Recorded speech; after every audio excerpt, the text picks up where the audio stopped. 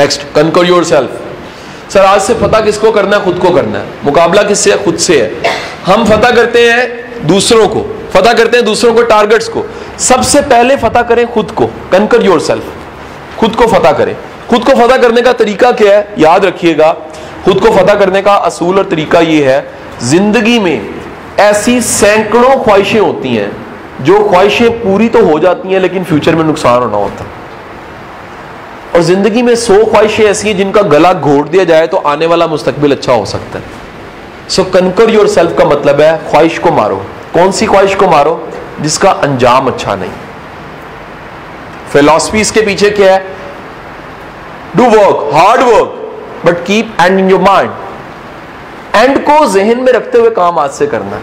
मेरी चीजें किधर जा रही हैं, मेरी मेहनतें किधर जा रही हैं, मेरा सोचना किधर जा रहा है, मेरा एक्शन किधर जा रहा है, और मैं किधर जा रहा हूं। अगर मैं कहीं नहीं जा रहा, मैं कुल्लू के बैल वाली मेहनत कर रहा हूं, करते करते करते करते वहीं पर ही हूं, फेलियर है।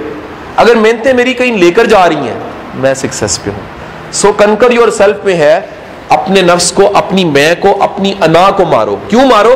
तरक्की करने के लिए इस अना को, इस जात को, अपने आप को मारना क्या है? जरूरी है।